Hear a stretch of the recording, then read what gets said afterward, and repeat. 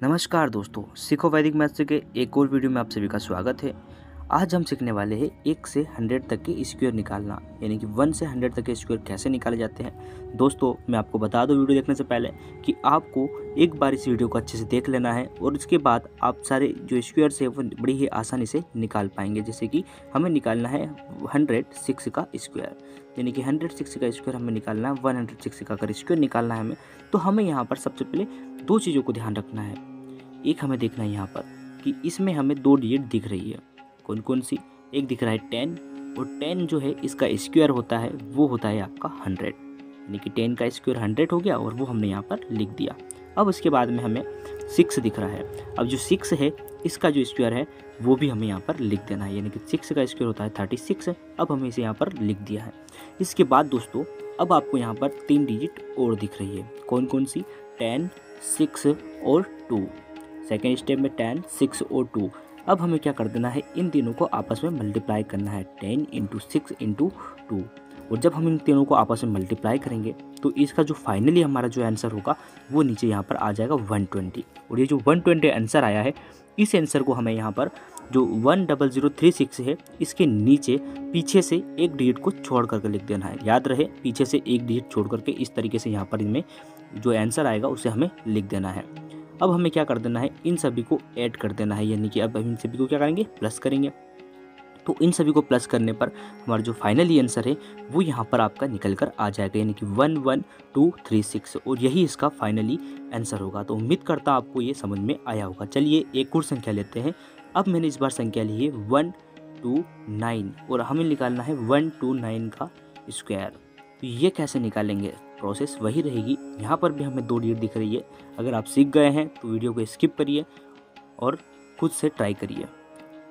अब यहाँ पर मुझे 12 दिख रहा है, और 12 का जो है वो स्क्वायर क्या होता है, 144 होता है। 12 का स्क्वायर 144 होता है, ये हमें यहाँ पर लिख देना है। इसके बाद हमें दिख रहा है 9। अब 9 का स्क्वायर क्या होता है, तो 9 का स्क्वायर 81 होता है, आप सभी जानते हैं। अब हमें क्या कर देना है, सेकेंड स्टेप में अब हमें यहाँ पर 3 डिजिट और दिख रही है, 12, 9 और 2। इन तीनों को आपस में मल्टीप्लाई करना है। कैसे? 12,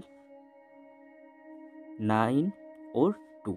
और जब हम इन तीनों को आपस में मल्टीप्लाई करेंगे तो हमारा जो फाइनली आंसर है वो यहाँ पर निकल कर आएगा 216। अब जो 216 है इसे हमारी 14481 की सीरीज के नीचे पीछे से एक संख्या छोड़ करके लिख देना है। जैसे कि हमने लिखा है यहाँ पर 216, इस तरीके से आपको लिख देना है। इसके बाद आपको इन सभी को प्लस कर देना है या ऐड करना है ना। ऐड करने पर हमारा जो फाइनली आंसर होगा वो यहाँ पर निकल कर आ जाएगा। तो हमारा फाइनली आंसर है 16641, यानी कि 16641, और यही इसका फाइनली आंसर होगा।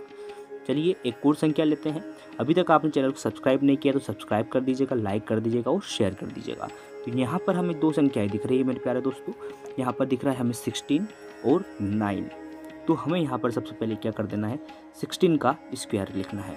16 का स्क्वायर अगर आपको नहीं याद है 16 के स्क्वायर भी, तो मैंने एक वीडियो पहले बना दिया है जो आपको लास्ट में मिल जाएगा। तो यहाँ पर 16 का स्क्वायर 256 होगा, वो लिख देना है। फिर हमें लिखना है 9, और 9 का स्क्वायर क्या होगा, तो 9 का स्क्वायर होता है 81। इतना होने के बाद अब हमें यहाँ पर देखना है 16, 9 और 2। अब हमें यहाँ पर 3 डिजिट और दिख रही है, 16, 9 और 2। अब हमें क्या कर देना है, इन तीनों को आपस में करना है मल्टीप्लाई। 16, 9, 2, इन तीनों को जब हम आपस में मल्टीप्लाई करेंगे तो हमारा यहाँ पर भी फाइनल जो आंसर है वो निकल के आएगा 288।